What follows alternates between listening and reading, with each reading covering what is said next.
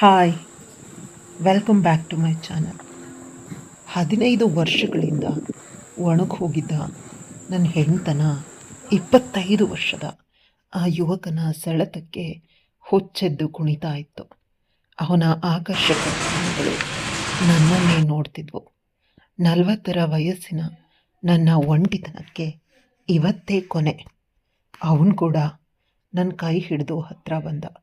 ಮುಂದೇನಾಗ್ತದೆ ತಿಳಿಯೋದಕ್ಕೆ ಪೂರ್ತಿ ಕತೆ ಕೇಳಿ. ಕತೆ ಮಾತ್ರ ತುಂಬಾ ಚೆನ್ನಾಗಿದೆ. ನಮಸ್ಕಾರ ಎಲ್ರಿಗೂ. ನನ್ನ ಹೆಸರು ಕಾಮಾಕ್ಷಿ.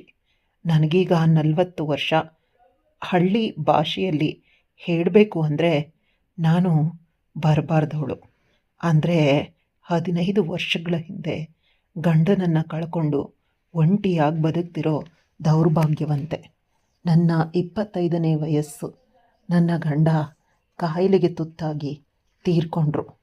ಆ ಎಳೆ ವಯಸ್ಸಲ್ಲಿ ನನ್ನ ಹಣೆ ಕುಂಕುಮ ಅಳಿಸಿ ಮೈಮೇಲಿದ್ದ ಬಣ್ಣದ ಬಟ್ಟೆಗಳನ್ನು ಕಿತ್ಕೊಂಡು ಬಿಳಿ ಸೀರೆ ಉಡಿಸಿ ನನ್ನನ್ನು ದೇವರ ಕೊನೆಯ ಮೂಲೆಯಲ್ಲಿ ಕೂರಿಸಿದ್ರು. ಅವರ ಕೊನೆಯಲ್ಲಿದ್ದ ಒಂದು ಸಣ್ಣ ಜಮೀನು ಮಾತ್ರ ನನ್ನ ಬದುಕಿಗೆ ಆಧಾರವಾಗಿತ್ತು. ಪ್ರತಿದಿನ ಬೆಳಗ್ಗೆ ಎದ್ದರೆ ಆ ಹೊಲದ ಮಣ್ಣಿನ ಒಡನೆ ಗುದ್ದಾಟ, ಕಳೆ ಕೀಳೋದು, ನೀರು ಹಾಯಿಸೋದು, ಗೊಬ್ಬರ ಹಾಕೋದು, ಹೀಗೆ ಬೆವರು ಸುರಿಸಿ ಮೈ ಮುರಿದು ದುಡಿಯೋದೇ ನನ್ನ ದಿನಚರಿಯಾಗಿತ್ತು. ಹಗಲಿಡೀ ಆ ಮಣ್ಣಿನ ಜೊತೆ ಕೆಲಸ ಮಾಡುವಾಗ ನನ್ನ ಒಂಟಿತನ ಸ್ವಲ್ಪ ಮರೆತಂತೆ ಅನ್ನಿಸ್ತಿತ್ತು. ಆದರೆ ಸೂರ್ಯ ಮುಳುಗಿದ ಮೇಲೆ ಕತ್ಲಾದಂತೆಲ್ಲ ನನ್ನ ಎದೆಯಲ್ಲಿ ಒಂದು ರೀತಿ ಭೀಕರವಾದ ಭಯ ಮತ್ತು ಶೂನ್ಯತೆ ಆವರಿಸ್ಕೊಳ್ತಿತ್ತು. ಮನೆಗೆ ಬಂದರೆ ನನ್ನನ್ನು ಸ್ವಾಗತಿಸಲು ಅಲ್ಲಿ ಯಾರೂ ಇರ್ತಿರ್ಲಿಲ್ಲ. ಕೇವಲ ಕಗ್ಗತ್ತಲು, ದಪ್ಪವಾದ ಮೌನ ಮತ್ತು ಹೆದರಿಕೆ ಹುಟ್ಟಿಸೋ ಒಂಟಿತನ ಮಾತ್ರ ನನ್ನ ಜೊತೆಗಿರ್ತಿತ್ತು. ಮನೆ 4 ಗೋಡೆಗಳು ನನ್ನನ್ನು ನುಂಗೋದಿಕ್ಕೆ ಬರುವಂತೆ ಭಾಸವಾಗ್ತಿತ್ತು. ದೀಪ ಹಚ್ಚಿ ಒಂಟಿಯಾಗಿ ಅಡುಗೆ ಮಾಡಿ ತುತ್ತು ಅನ್ನ ತಿನ್ನೋವಾಗ ನನ್ನ ಗಂಟಲಲ್ಲಿ ದುಃಖದ ಉಂಡೆ ಸಿಕ್ಕಾಕೊಳ್ತಿತ್ತು. ಸಮಾಜದ ದೃಷ್ಟಿನಲ್ಲಿ ನಾನೊಬ್ಬಳು ಸನ್ಯಾಸಿನಿ. ನನ್ನ ಎಲ್ಲ ಆಸೆ ಆಕಾಂಕ್ಷೆಗಳನ್ನು, ಹೆಣ್ತನವನ್ನು ಆ ದೇವರ ಕೊನೆಯ ಕಪಾಟಲ್ಲಿ ಕಟ್ ಹಾಕಿದ್ದೆ. ಯಾರಾದರೂ ನನ್ನ ಕಡೆ ನೋಡಿದ್ರೂ ನಾನು ತಲೆ ತಗ್ಸಿ ಮುಖ ಮುಚ್ಕೊಂಡು ವೇಗವಾಗಿ ನಡೆದು ಹೋಗ್ತಿದ್ದೆ. ಆದರೆ ವಾಸ್ತವ ಏನು ಗೊತ್ತಾ? ಸಮಾಜ ಎಷ್ಟೇ ಕಟ್ಟುಪಾಡುಗಳನ್ನು ಹಾಕಿದ್ರೂ ಪ್ರಕೃತಿ ಹೆಣ್ಣಿಗೆ ಕೊಟ್ಟಿರೋ ಸಹಜ ಭಾವನೆಯನ್ನು ಕೊಲ್ಲೋದಕ್ಕೆ ಸಾಧ್ಯ ಇಲ್ಲ. ನನ್ನ ಹೊರಗಿನ ರೂಪ ಬಿಳಿ ಸೀರೆನಲ್ಲಿದ್ದರೂ ಒಳಗಿನ ಮನಸ್ಸು ಮಾತ್ರ ಒಂದು ಬೆಚ್ಚಗಿನ ಸ್ಪರ್ಶಕ್ಕಾಗಿ, ಪ್ರೀತಿಯ 2 ನುಡಿಗಾಗಿ, ಕನಿಷ್ಠ ಕಾಮಾಕ್ಷಿ ಊಟ ಮಾಡಿದೇನೆ ಅಂತ ಕೇಳೋ ಒಂದು ಕಾಳಜಿಯ ದನಿಗಾಗಿ ಮೂಕ ವೇದನೆ ಅನುಭವಿಸ್ತಿತ್ತು. 40 ವರ್ಷ ವಯಸ್ಸಾದರೂ ನನ್ನ ದೇಹದಲ್ಲಿ ಇನ್ನೂ ಯೌವನ ಕಳೆ ಪೂರ್ತಿಯಾಗಿ ಮಾಸಿರಲಿಲ್ಲ. ಹಬ್ಬ ಹರಿದಿನಗಳಲ್ಲಿ ಬೇರೆ ಹೆಂಗಸರು ಬಣ್ಣದ ಸೀರೆ ಉಟ್ಟು ಹೂ ಮುರಿದುಕೊಂಡು ಗಂಡನ ಜೊತೆ ನಗ್ನಗ್ತಾ ಹೋಗೋದನ್ನು ನೋಡಿದಾಗ ನನ್ನ ಕರುಳು ಹಿಂಡಿದಂತಾಗ್ತಿತ್ತು. ನನಗೂ ಈ ಜನ್ಮದಲ್ಲಿ ಆಸೆಗಳಿಲ್ವಾ? ನಾನು ಯಾಕೆ ಜೀವಂತ ಶವದಂತೆ ಬದುಕಬೇಕು ಅಂತ ರಾತ್ರಿ ಇಡೀ ಬಿಂದಿಗೆ ಮುಖ ಒದಿಸಿ ಕಣ್ಣೀರು ಹಾಕ್ತಿದ್ದೆ. ಆ ನಿಶ್ಶಬ್ದ ಮನೆ ನನ್ನನ್ನು ಪ್ರತಿದಿನ ಪ್ರತಿ ಕ್ಷಣ ಕೊಲ್ತಿತ್ತು. ಕತ್ಲಾದ ಮೇಲೆ ನನ್ನ ನೆರಳು ಕೂಡ ನನ್ನನ್ನು ಬಿಟ್ಟು ಹೋಗ್ತಿದ್ದೀನಿ ಅನ್ನೋಷ್ಟು ಒಂಟಿತನ ನಂದಾಗ್ತಿತ್ತು. ಆ ಬತ್ತಿದ ನದಿಯಂತಹ ನನ್ನ ಬದುಕಲ್ಲಿ ಮಳೆ ಹನಿ ಬೀಳೋ ಸಮಯ ಹತ್ತಿರ ಆಗ್ತಿತ್ತು. ಆದರೆ ಆ ಮಳೆ ನನ್ನನ್ನು ಸಂಪೂರ್ಣವಾಗಿ ಕೊಚ್ಕೊಂಡು ಹೋಗೋ ಭೀಕರ ಪ್ರವಾಹವಾಗಲಿದೆ ಅಂತ ನನಗಾಗ ತಿಳಿದಿರಲಿಲ್ಲ. ನನ್ನ ಈ ಬದುಕಲ್ಲಿ ನನಗಿದ್ದ ಏಕೈಕ ಆಸರೆ ಅಂದರೆ ನನ್ನ ಬಾಲ್ಯದ ಗೆಳತಿ ಪಾರ್ವತಿ. ಅವಳ ಮನೆ ಊರಿನ ಮಧ್ಯದಲ್ಲಿತ್ತು. ಅವಳು ಆಗಾಗ ನನ್ನ ಮನೆಗೆ ಬಂದು ನನ್ನ ಕಷ್ಟ ಸುಖಗಳನ್ನು ಕೇಳ್ತಿದ್ಲು. ಅವಳ ಮುಂದೆ ಮಾತ್ರ ನಾನು ಸ್ವಲ್ಪ ಮನಸ್ಸು ಬಿಚ್ಚಿ ಮಾತಾಡ್ತಿದ್ದೆ. ಏನೇ ಕಾಮಾಕ್ಷಿ, ಹೀಗೆ ಒಣಗಿದ ಮರದ ಥರ ಆಗೋಗ್ಬಿಟ್ಟಿದ್ಯಾ? ನಗು ಅನ್ನೋದೇ ನಿನ್ನ ಮುಖದಲ್ಲಿ ಮಾಸ್ ಹೋಗಿದೆ. ಜೀವನ ಅಂದರೆ ಇಷ್ಟೇನಾ ಅಂತ ಅವಳು ಕೇಳಿದಾಗ ನಾನು ಕೇವಲ ಮೌನವಾಗಿ ಕಣ್ಣೀರು ಹಾಕ್ತಿದ್ದೆ. ಅವಳಿಗೆ ಗಂಡ ಮಕ್ಕಳ ತುಂಬ ಸಂಸಾರ ಇತ್ತು. ಅವಳನ್ನು ನೋಡಿದಾಗಲೇ ದೇವರು ನನಗೆ ಮಾತ್ರ ಯಾಕೆ ಇಂಥ ಕಠೋರವಾದ ಶಿಕ್ಷೆ ಕೊಟ್ಟ ಅಂತ ದೇವ್ರ ಮೇಲೇ ಸಿಟ್ಟು ಬರ್ತಿತ್ತು. ನನ್ನ ಹೊಲದಲ್ಲಿ ಕೆಲಸ ಮಾಡೋದಕ್ಕೆ ಮಹಿಳಾರಿ ಅನ್ನೋ ಒಬ್ಬ ಮುದುಕ ಬರ್ತಿದ್ದ. ಆತ ಬಹಳ ಪ್ರಾಮಾಣಿಕ. ಆದರೆ ನೇರ ಮಾತಿನ ಮನುಷ್ಯ. ನಾನು ಕೆಲವೊಮ್ಮೆ ಬೇಸರದಲ್ಲಿ ಕೆಲಸ ಮಾಡದೆ ಸುಮ್ಮನೆ ಕೂತಾಗ, ಏನು ಕಾಮಾಕ್ಷಿ, ಆ ದೇವ್ರು ಬರೆದ ಹಣಬರಹನ ಯಾರಿಂದನೂ ಅಳಿಸೋಕ್ಕಾಗಲ್ಲ. ಸುಮ್ಮನೆ ಆಕಾಶ ನೋಡಿಕೊಂಡು ಕೂತ್ರೆ ಹೊಟ್ಟೆ ತುಂಬಲ್ಲ, ಮಣ್ಣು ತುಂಬಿದ್ರೆ ಅದು ಯಾವತ್ತೂ ಕೈ ಬಿಡಲ್ಲ. ಎದ್ದು ಕೆಲಸ ಮಾಡು ಅಂತ ಖಡಕ್ಕಾಗಿ ಹೇಳ್ತಿದ್ದ. ಅವನ ಮಾತುಗಳು ನಂಗೆ ಸ್ವಲ್ಪ ಧೈರ್ಯ ಕೊಡ್ತಿದ್ವು. ಹೀಗೆ ನನ್ನ ಬದುಕು, ಮನೆ, ಹೊಲ, ಮಹಿಳಾರನ ಬೈಗುಳ ಮತ್ತು ಪಾರ್ವತಿಯ ಸಾಂತ್ವನದ ನಡುವೆ ಗಿರ್ಕಿ ಹೊಡಿತಿತ್ತು. ನಾನು ಬೆಳಗ್ಗೆ ಎದ್ದು ಹೊಲಕ್ಕೆ ಹೋಗುವಾಗ ದಾರಿನಲ್ಲಿ ಸಿಗೋ ಪ್ರತಿಯೊಬ್ಬರು ನನ್ನನ್ನು ನೋಡೋ ದೃಷ್ಟಿ ವಿಚಿತ್ರವಾಗಿರ್ತಿತ್ತು. ಕೆಲವರು ನನ್ನನ್ನು ಅಪಶಕ್ನ ಅಂತ ಭಾವಿಸಿ ನಾನೆದುರಾದರೆ ದಾರಿ ತಪ್ಪಿಸಿ ಹೋಗ್ತಿದ್ರು. ಈ ರೀತಿ ಅವಮಾನಗಳು ನನ್ನ ಮನಸ್ಸನ್ನು ಮತ್ತಷ್ಟು ಕಲ್ಲಾಗಿಸಿದ್ವು. ನನ್ನ ಸೌಂದರ್ಯ, ನನ್ನ ಯೌವನ ಎಲ್ಲವೂ ಆ ಬಿಳಿ ಸೀರೆ ಒಳಗೆ ಉಸಿರುಗಟ್ಟಿ ಸಾಯ್ತಿದ್ವು. ಹಗಲಲ್ಲಿ ಎಷ್ಟೇ ಗಟ್ಟಿಗಿತ್ತಿಯಂತೆ ನಟಿಸಿದ್ರು ಕತ್ತಲೊಡನೆ ನಾನೊಬ್ಬಳು ಅನಾಥೆ, ಅಬಲೆ ಅನ್ನೋ ಸತ್ಯ ನನ್ನನ್ನು ಅಣಕಿಸ್ತಿತ್ತು. ಮನೆಯ ಹಿತ್ತಲಲ್ಲಿ ಬಾವಿ ಬಳಿ ನೀರು ಸೇದೋದಕ್ಕೆ ಹೋದಾಗ ಬಾವಿಯ ಆಳದಲ್ಲಿ ಕಾಣೋ ಕತ್ತಲು ನನ್ನ ಭವಿಷ್ಯದ ಕತ್ತಲೆಯನ್ನೇ ಪ್ರತಿಬಿಂಬಿಸ್ತಿರುವಂತೆ ಅನ್ನಿಸ್ತಿತ್ತು. ಈ ನಿಶ್ಶಬ್ದ ಒಂಟಿತನವೇ ನನ್ನ ಶಾಶ್ವತ ಸಂಗಾತಿ ಅಂತ ನಾನು ನಂಬಿದ್ದೆ. ಆದರೆ ವಿಧಿಯಾಟ ಬೇರೆಯೇ ಇತ್ತು. ನನ್ನ ಕಲ್ಲಾಗಿದ್ದ ಮನಸ್ಸಲ್ಲಿ ಒಂದು ಹೊಸ ಆಕರ್ಷಣೆಯ ಬೀಜ ಬಿತ್ತಲು ನನ್ನ ಬದುಕನ್ನು ಒಂದು ಕಾಮಿಡಿ ನಾಟಕವನ್ನಾಗಿ ಮಾಡೋದಕ್ಕೆ ವಿಧಿ ಕಾಯ್ತಿತ್ತು. ಆ ಹೊಸ ಅಧ್ಯಾಯ ಶುರುವಾಗಿದೆ. ಇನ್ನು ಟೈಮ್ ಪಾಸ್ ಹುಡುಗನ ಎಂಟ್ರಿಯೊಂದಿಗೆ. ನನ್ನ ಮನೆ ಎದುರುಗಡೆ ಒಂದು ಸಣ್ಣ ಬಾಡಿಗೆ ಮನೆ ಇತ್ತು. ಅದು ಬಹಳ ದಿನದಿಂದ ಖಾಲಿ ಬಿದ್ದಿತ್ತು. ಇದ್ದಕ್ಕಿದ್ದಂತೆ ಒಂದಿನ ಆ ಮನೆಗೆ ಹೊಸಬ್ರು ಬಂದು ಇಳಿದ್ರು. ಅವ್ರ ಜೊತೆಗೆ ಬಂದವನೇ ಶಂಕರ್ನಿಗೆ ಸುಮಾರು 25 ವರ್ಷ ವಯಸ್ಸಿರಬಹುದು. ಪೇಟೆನಲ್ಲಿ ತನ್ನ ಕಾಲೇಜ್ ಓದಿ ಮುಗಿಸಿ ಕೈಯಲ್ಲಿ ಯಾವುದೇ ಕೆಲಸ ಇಲ್ಲದೆ ಊರಲ್ಲಿ ಸುಮ್ಮನೆ ಓಡಾಡಿಕೊಂಡು ಸಮಯ ಕಳೆಯೋದಕ್ಕೆ ಬಂದಿದ್ದ. ಅವ್ನು ನೋಡೋದಕ್ಕೆ ಬಹಳ ಆಕರ್ಷಕವಾಗಿದ್ದ. ಪೇಟೆ ಶೈಲಿ ಬಟ್ಟೆಗಳು, ಕಣ್ಗೊಂದು ಕನ್ನಡಕ, ಸದಾ ಮುಖದಲ್ಲಿ ಒಂದು ತುಂಟು ನಗು. ಆತನಿಗೆ ಯಾವ ಜವಾಬ್ದಾರಿನೂ ಇರಲಿಲ್ಲ. ಬೆಳಗ್ಗೆ ಎದ್ದರೆ ಊರೆಲ್ಲ ಸುತ್ತೋದು, ಬೈಕ್ ಹಿಡ್ಕೊಂಡು ತಿರುಗೋದು, ಯಾರದ್ದಾದ್ರೂ ಜೊತೆ ಹರಟೆ ಹೊಡೆಯೋದು ಆತನ ದಿನಚರಿಯಾಗಿತ್ತು. ಆತ ನಮ್ಮ ಎದುರು ಬಂದ ದಿನದಿಂದಾನೇ ನನ್ನ ದಿನಚರಿಯಲ್ಲಿಯೂ ನನ್ನ ಮನಸ್ಸಿನಲ್ಲಿಯೂ ಒಂದು ವಿಚಿತ್ರವಾದ ಬದಲಾವಣೆ ಶುರುವಾಗತೊಡಗಿತ್ತು. ನಾನು ಪ್ರತಿದಿನ ಬೆಳಗ್ಗೆ ಗುದ್ಲಿ ಹಿಡ್ಕೊಂಡು ಹೊಲಕ್ಕೆ ಹೊರಡುವಾಗ ಅವನು ತನ್ನ ಮನೆ ಕಟ್ಟೆ ಮೇಲೆ ಕೂತು ಪೇಪರ್ ಓದ್ತಾನೋ ಅಥವಾ ಮೊಬೈಲ್ ನೋಡ್ತಾನೋ ಇರ್ತಿದ್ದ. ಮೊದಲ 1-2 ದಿನ ಕೇವಲ ನೋಡಿಯೂ ನೋಡದಂತೆ ಇದ್ದವನು 3ನೇ ದಿನ ನನ್ನ ದಾರಿ ದಾಟುವಾಗ ಇದ್ದಕ್ಕಿದ್ದಂತೆ, ಏನಕ್ಕ ಬೆಳಗ್ಗೆನೇ ಹೊಲದ ಕಡೆ ಹೊರಟ, ಒಬ್ಬಳೇ ಇಷ್ಟೊಂದು ಕಷ್ಟಪಟ್ಟಿಯಾ, ನಿನಗೆ ಸುಸ್ತಾಗಲ್ವಾ ಅಂತ ಅತ್ಯಂತ ಸಹಜವಾಗಿ ಒಂದು ಸಣ್ಣ ನಗುನೊಂದಿಗೆ ಮಾತಾಡಿಸ್ದ. ಗೆಳೆಯರೇ, ಆ ಒಂದು ಸಾಧಾರಣ ಮಾತು ನನ್ನ ಕಿವಿಗಳ ಮೇಲೆ ಬಿದ್ದ ತಕ್ಷಣ ನನ್ನ ಇಡೀ ದೇಹದಲ್ಲಿ ಸಾವಿರಾರು ಇರುವೆಗಳು ಒಟ್ಟಿಗೆ ಹರಿದಾಡದಂಥ ಅನುಭವ ಇದು. 15 ವರ್ಷಗಳಿಂದ ಯಾವೊಬ್ಬ ಗಂಡಸು ನನ್ನ ಜೊತೆ ಇಷ್ಟು ನೇರವಾಗಿ, ಇಷ್ಟು ಕಾಳಜಿಯಿಂದ ಕಣ್ಣಲ್ಲಿ ಕಣ್ಣಿಟ್ಟು ಮಾತಾಡಿರಲಿಲ್ಲ. ಊರಿನ ಗಂಡಸರು ಕೇವಲ ನನ್ನನ್ನು ದೂರದಿಂದಾನೇ ನೋಡಿ ಮುಖ ತಿರುಗಿಸ್ತಿದ್ರೆ ವಿನಃ ಯಾರೂ ಕೂಡ ನೀನು ಇಷ್ಟು ಕಷ್ಟಪಡ್ತಿದ್ಯಾ, ನಿನಗೆ ಸುಸ್ತಾಗೋದಿಲ್ವಾ ಅಂತ ಕೇಳಿರಲಿಲ್ಲ. ಆತನ ಆ ಒಂದು ವಾಕ್ಯ ನನ್ನ ಕೈಲಾಗಿದ್ದು ಭಾರಿ ದೊಡ್ಡ ಜ್ವಾಲಾಮುಖಿಯನ್ನೇ ಎಬ್ಬಿಸಿತ್ತು. ನಾನು ಮುಜುಗರದಿಂದ ನಡುಗೋ ಧ್ವನಿಯಲ್ಲಿ, ಹೌದಪ್ಪ ಮಾಡಲೇಬೇಕಲ್ಲ, ಹೊಟ್ಟೆಪಾಡು ಅಂತ ತಲೆ ತಗ್ಸಿ ಹೇಳಿ ವೇಗವಾಗಿ ಅಲ್ಲಿಂದ ಹೊರಟೆ. ಆದರೆ ನಾನು ಆ ಕಡೆ ನಡೀತಾ ಇದ್ದರೂ ನನ್ನ ಮನಸ್ಸು ಮಾತ್ರ ಎದುರು ಮನೆ ಕಟ್ಟೆ ಮೇಲೆ ಉಳಿದು ಹೋಗಿತ್ತು.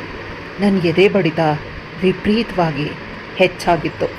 ಆ 25 ವರ್ಷದ ಯುವಕನ ಮುಗ್ಧ ನಗು, ಆತನ ಕಾಳಜಿ ಮಾತು ನನ್ನ ಕಣ್ಣು ಮುಂದೆ ಪದೇ ಪದೇ ಸುಳಿತಿತ್ತು.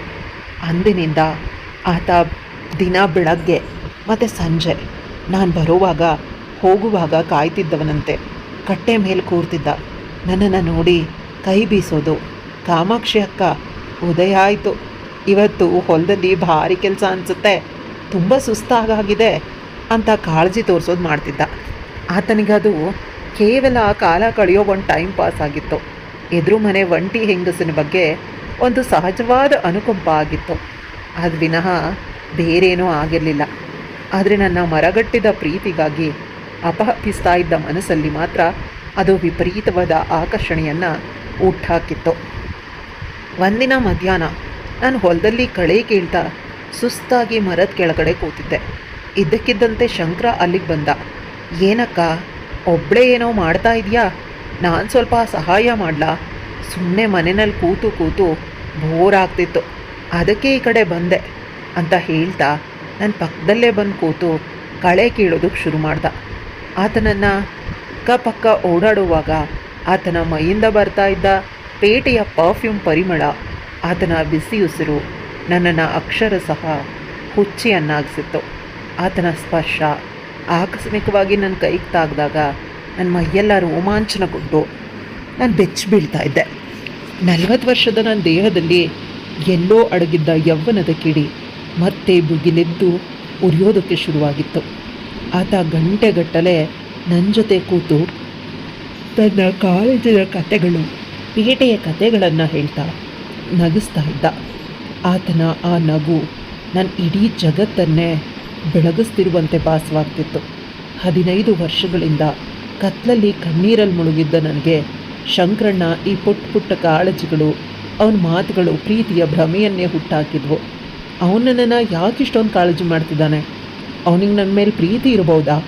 ನನ್ನ ಯೌವನ, ನನ್ನ ಸೌಂದರ್ಯ ಅವನನ್ನು ಸೆಳೆದಿರ್ಬಹುದಾ ಅನ್ನೋ ವಿಪರೀತವಾದ ಹುಚ್ಚು ಯೋಚನೆಗಳು ನನ್ನ ತಲೆಯಲ್ಲಿ ಓಡೋದಕ್ಕೆ ಶುರುವಾದವು. ಅವನು ಕೇವಲ ತನ್ನ ಸಮಯ ಕಳೆಯೋದಕ್ಕೆ ಒಂದು ಟೈಮ್ ಪಾಸ್ ಆಗಿ ನನ್ನ ಬಳಿ ಬರ್ತಾ ಇದ್ದ ಅನ್ನೋ ವಾಸ್ತವವನ್ನು ನನ್ನ ಆಕರ್ಷಣೆಯ ಕುರುಡು ಕಣ್ಣುಗಳು ನೋಡಲೇ ಇಲ್ಲ. ನನ್ನ ವಯಸ್ಸು 40, ಅವನ ವಯಸ್ಸು 25 ಅನ್ನೋ ಸಾಮಾನ್ಯ ಜ್ಞಾನ ನನ್ನ ಮಂಕಾದ ಬುದ್ಧಿಗೆ ಬರಲೇ ಇಲ್ಲ. ನನ್ನ ಒಂಟಿತನಕ್ಕೆ ಆತನೇ ದೇವರು ಕಳಿಸಿದ ಆಸರೆ, ನನ್ನ ಬದುಕಿಗೆ ಅವನೇ ಬೆನ್ನೆಲುಬು ಅನ್ನೋ ಭ್ರಮೆಯಲ್ಲಿ ನಾನು ಸಂಪೂರ್ಣವಾಗಿ ಕಳೆದು ಹೋಗಿದ್ದೆ.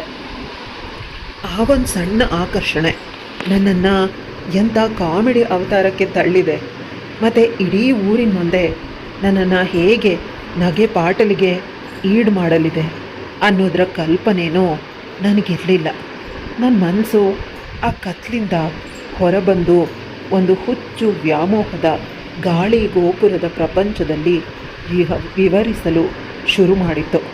ಗೆಳೆಯರೇ, ಶಂಕರಣ್ಣ ಆಕಸ್ಮಿಕ ಕಾಳಜಿ ಮತ್ತು ಅವನ ಆ 2 ತುಂಟ ನಗುವಿನ ಮಾತುಗಳು ನನ್ನ ಬಿದ್ದಿದ್ದ ಆಕರ್ಷಣೆಯ ಬೀಜ ದಿನ ಕಳೆದಂತೆ ಹೆಮ್ಮರವಾಗಿ ಬೆಳೆದು ಅಕ್ಷರಶಃ ಒಂದು ಹುಚ್ಚು ವ್ಯಾಮೋಹವಾಗಿ ಬದಲಾಗೋದಕ್ಕೆ ಹೆಚ್ಚು ಸಮಯ ಬೇಕಾಗಲಿಲ್ಲ.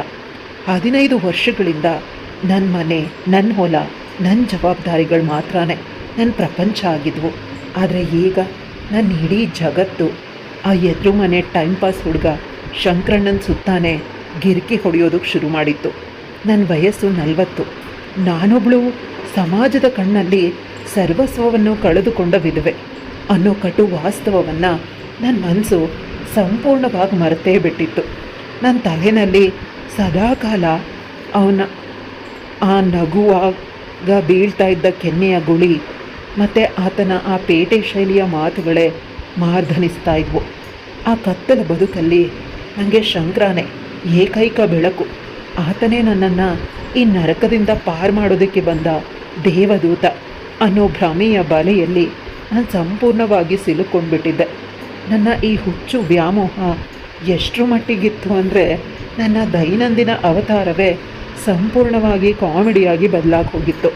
ಅಲ್ಲಿವರೆಗೆ ಕೇವಲ ಯಾವುದೋ ಒಂದು ಹಳೇ ಬಿಳಿ ಸೀರೆನ ಸುತ್ತಕೊಂಡು ತಲೆಗೊಂದು ಸಿಂಪಲ್ ಗಂಟು ಹಾಕ್ಕೊಂಡು ಮೈಯೆಲ್ಲ ಮಣ್ಣು ಮೆತ್ಕೊಂಡು ಹೊಲಕ್ಕೆ ಹೋಗಿ ನಾನೀಗ ಬೆಳಗ್ಗೆ ಎದ್ದ ತಕ್ಷಣ ಕನ್ನಡಿ ಮುಂದೆ ಗಂಟೆಗಟ್ಟಲೆ ನಿಲ್ಲೋದಕ್ಕೆ ಶುರು ಮಾಡಿದ್ದೆ. 15 ವರ್ಷಗಳಿಂದ ಧೂಳು ಹಿಡಿದಿದ್ದ ಕನ್ನಡಿ ಈಗ ನನ್ನ ಆಪ್ತ ಗೆಳೆಯನಾಗಿತ್ತು. ನನ್ನ ಮುಖದಲ್ಲಿದ್ದ ಆ ಸುಖಗಳನ್ನು, ಕಣ್ಣುಗಳ ಕೆಳಗೆ ಇದ್ದ ಕಪ್ಪು ಕಲೆಗಳನ್ನು ಮುಚ್ಕೊಳ್ಳೋದಕ್ಕೆ ಪೇಟೆಯಿಂದ ತರಿಸಿದ್ದ ಹಳೆಯ ಮುಖದ ಪೌಡರನ್ನು ವಿಪರೀತವಾಗಿ ಹಚ್ಕೊಳ್ಳೋದಕ್ಕೆ ಪ್ರಾರಂಭಿಸಿದ್ದೆ. ಬಿಳಿ ಸೀರೆ ಆದರೂ ಅದನ್ನು ಅತ್ಯಂತ ನೀಟಾಗಿ ನೆರಿಗೆ ಮಾಡಿ ಉಡೋದು, ತಲೆಗೆ ಎಣ್ಣೆ ಹಚ್ಚಿ ನೀಟಾಗಿ ಬಾಚಿಕೊಂಡು ಆ ಶಂಕರ ನನ್ನನ್ನು ನೋಡ್ತಾನೆ.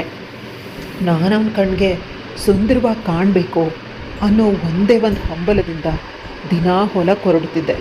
ಅಷ್ಟೇ ಅಲ್ಲ, ಶಂಕರ ಮಧ್ಯಾಹ್ನ ಹೊಲದ ಕಡೆ ಸುಮ್ಮನೆ ಅಡ್ಡಾಡೋದಕ್ಕೆ ಬರ್ತಾನೆ ಅಂತ ನಂಗೆ ಖಚಿತವಾಗಿ ಗೊತ್ತಿತ್ತು. ಆತನಿಗಾಗಿ ನಾನು ಪ್ರತಿದಿನ ಮನೆಯಿಂದಾನೆ ವಿಶೇಷವಾದ ತಿನಿಸುಗಳನ್ನು ಒಯ್ಯೋದಕ್ಕೆ ಶುರು ಮಾಡಿದ್ದೆ.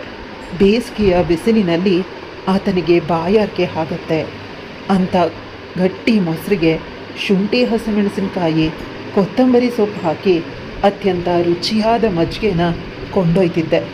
ಜೊತೆಗೆ ಆತನಿಗೆ ಇಷ್ಟ ಅಂತ ಹುರಿದ ಕಡಲೆಕಾಯಿ, ಬೆಲ್ಲದ ಅಚ್ಚುಗಳನ್ನು ಬಟ್ಟೆಯಲ್ಲಿ ಗಂಟು ಕಟ್ಟಿ ತಗೊಂಡು ಹೋಗ್ತಿದ್ದೆ.